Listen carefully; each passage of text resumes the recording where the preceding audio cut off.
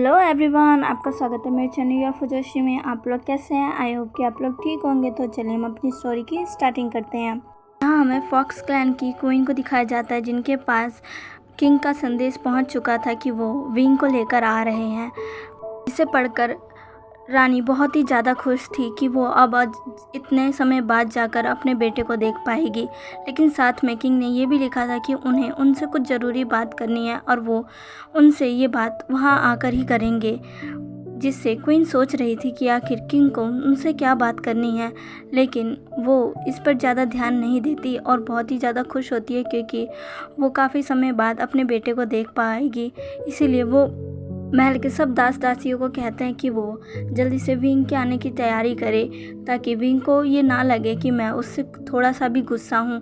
Queen नहीं चाहती थी कि विंग को लगे कि वो उससे गुस्सा है और वो उन्हें बहुत डांटेगी। वो चाहती थी कि उनका बेटा खुशी खुशी आए और वो उस पर बिल्कुल भी नाराज़ नहीं होगी, क्योंकि इसमें विंग की भी कोई गलती नहीं है। उन्होंने ही बचपन से विंग पर बहुत रिस्ट्रिक्शन डाले हुए थे। अगर उन्होंने ये बात विंग को बहुत पहले ही बता देती तो शायद ये सब ना होता। क्वीन अब विंग के आने की तैयारी में लग जाती है। यांग को भी ये खबर मिल जाती है और महारानी यांग को भी ये खबर मिल जाती है। वो भी क्वीन के लिए बहुत खुश थी, क्योंकि क्वीन का जब से वो आई थी वो देख रही थी कि क्वीन काफ़ी ज़्यादा सैड है। वो अच्छे से खाती नहीं है, अपना ख्याल नहीं रखती, लेकिन विंग के आने की खुशी से वो अब अच्छे से खा रही है। वो बहुत ही ज़्यादा खुश है और विंग के आने की तैयारी भी कर रही है, जिसकी वजह से वो क्वीन को ऐसे देखकर बहुत ही ज़्यादा खुश है।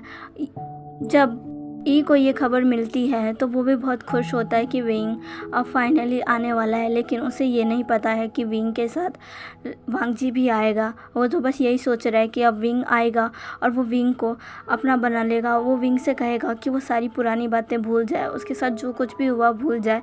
वो विंग से बहुत प्यार करता है और वो विंग को अभी भी अपनाना चाहता है।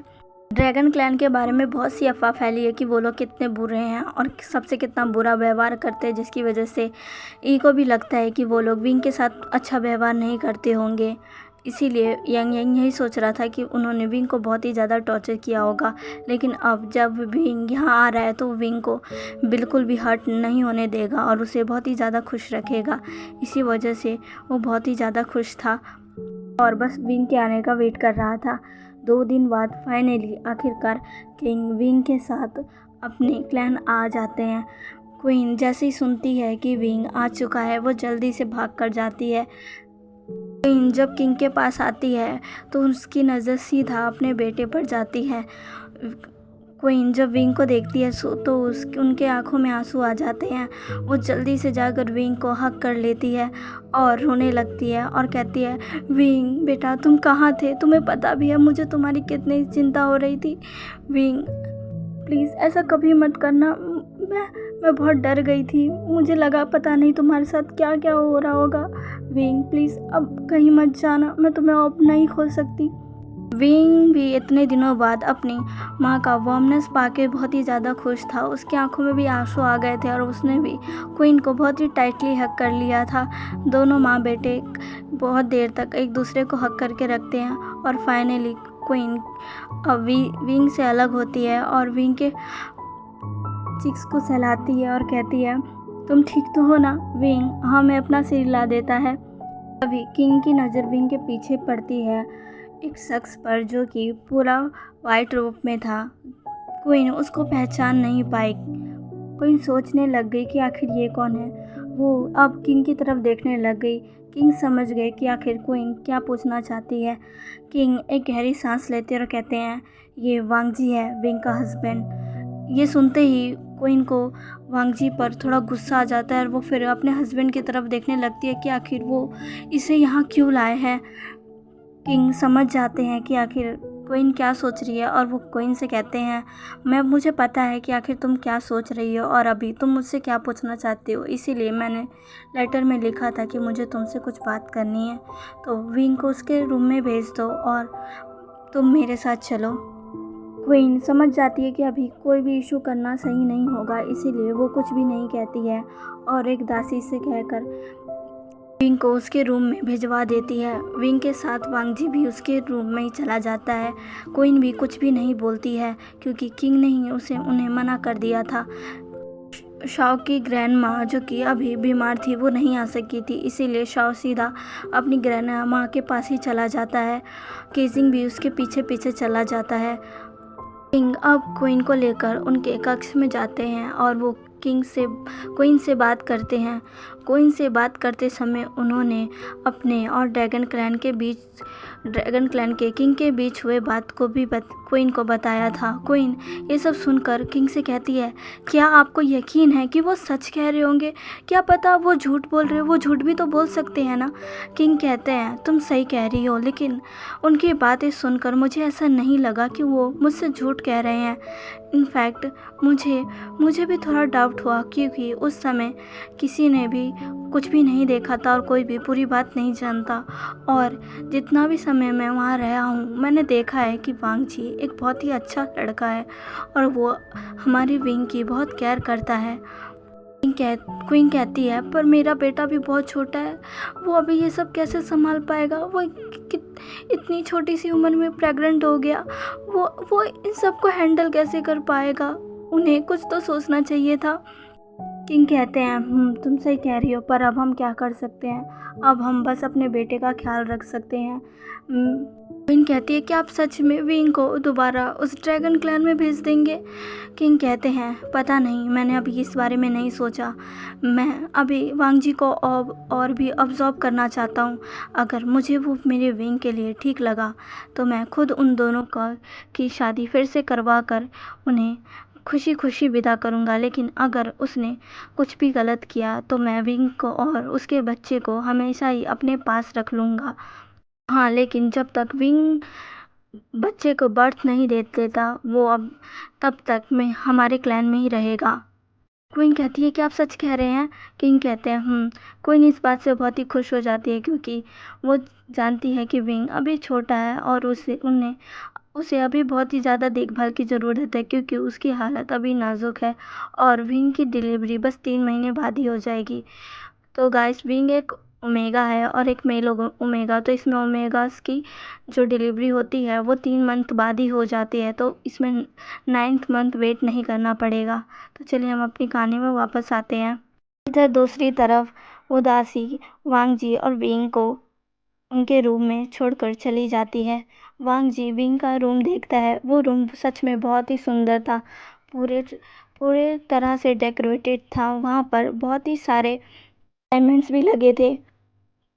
वांग जी देख सकता था कि विंग का रूम बहुत ही ज़्यादा सुंदर है।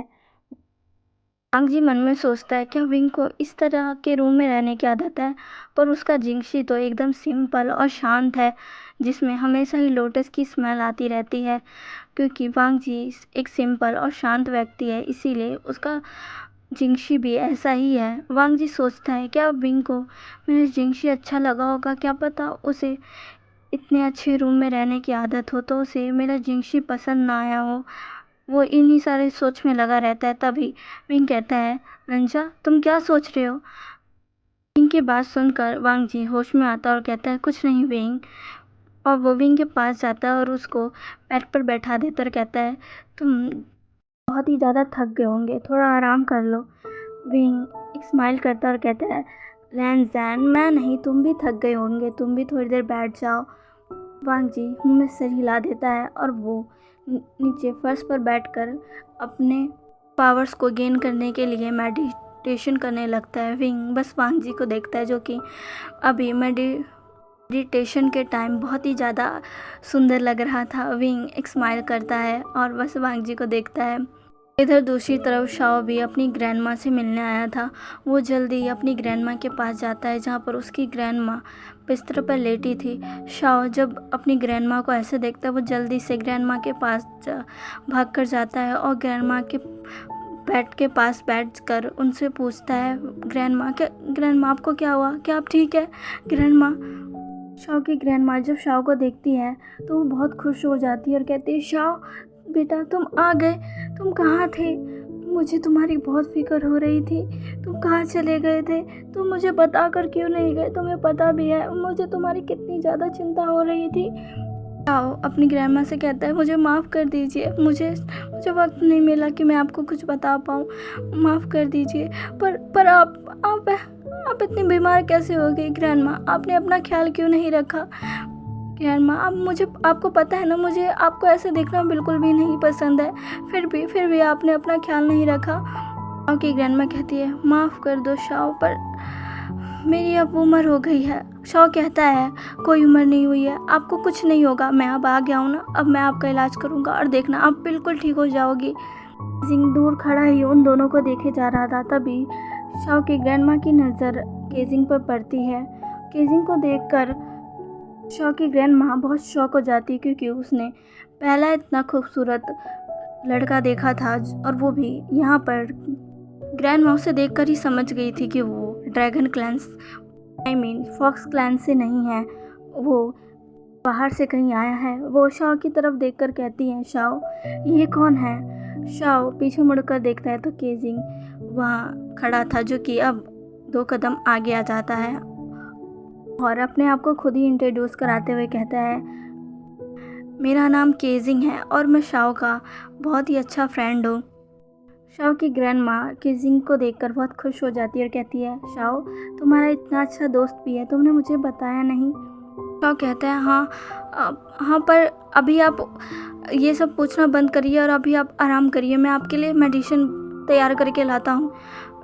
शाओ की ग्रैंडमा कहती हैं, शाओ तुम अभी बहुत दूर से आए हो, तुम्हें रेस्ट कर लेना चाहिए। शाओ कहता है, नहीं ग्रैंडमा, जब तक आप ठीक नहीं होगी मैं रेस्ट नहीं कर सकता। और ऐसा कहकर वो मेडिसिन बनाते हुए चला जाता है। इधर दूसरी तरफ शाओ की ग्रैंडमा और केजिंग दोनों ही अकेले थे। शाओ की ग्रैंडमा केजिंग को पास बुलाती है, केजिंग उनके पास जाता है। शाओ की ग्रैंडमा केजिंग से कहती है, तुम ड्रैगन क्लैन से हो? केजिंग हेजिटेट करता है और कहता है, हाँ मैं ड्रैगन क्लैन से हूँ। शाओ की ग्रैंडमा कहती है, तुम्हें घबराने की ज़रूरत नहीं है, लोग कुछ भी बोलते हो, पर मैं जानती हूँ कि ड्रैगन क्लैंस भी बहुत ही अच्छा होगा और मुझे लगता है तुम भी बहुत अच्छे लड़के हो। ये सुनकर केजिंग एक स्माइल करता है। शाओ की ग्रैंडमा और विंग के बारे में पूछती है, क्या राजकुमार आ चुके हैं? केजिंग मैं अपना सिर हिला देता है। शाओ की ग्रैंडमा कहती है, उन्हें कुछ हुआ तो नहीं?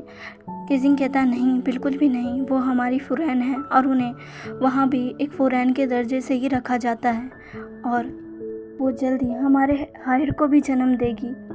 शाओ की ग्रैंडमा कहती है, क्या? पर वो बहुत छोटा बच्चा है। केजिंग कहता है, पर आप चिंता मत करिए, हमारे होने वाले किंग उनका पूरा बहुत ही अच्छी तरीके से ख्याल रखेंगे। शाओ की ग्रैंडमा एक स्माइल करती है और कहती है, काश मेरे शाओ को भी जल्दी से एक उसका पार्टनर मिल जाए। मैं उम्मीद करती हूँ कि उसका पार्टनर उसे बहुत खुश रखेगा और उसे वो प्यार देगा जो मैं कभी नहीं दे पाई। जिन कहता है, आप ऐसा मत बोलिए, आपने शाओ के लिए जितना भी किया है वो बहुत ज़्यादा है, उससे जितना हो सका आपने किया और शाओ आपसे बहुत प्यार करता है। शाओ की ग्रैंडमा खुश हो जाती है और कहते हैं, मुझे पता है। इधर दूसरी तरफ ई को भी खबर मिल जाती है कि विंग आ चुका है, इसीलिए वो विंग से मिलने के लिए अब और भी वेट नहीं करता और सीधा विंग के रूम की तरफ भागने लगता है। चलिए गाइस, आज के लिए बस इतना ही। आज का पार्ट आपको कैसा लगा प्लीज़ मुझे कमेंट करके ज़रूर बताइएगा। और हाँ, आप अगर चाहे तो मुझे इंस्टाग्राम पर भी फॉलो कर सकते हैं, लिंक मैं डिस्क्रिप्शन बॉक्स में दे दूँगी और ये तस्वीर भी है, आप देख सकते हैं। तो चलिए मिलते हैं इसके नेक्स्ट पार्ट में। प्लीज़ मेरे चैनल को लाइक, सब्सक्राइब एंड शेयर कर दीजिएगा। मिलते हैं इसके नेक्स्ट पार्ट में। बाय।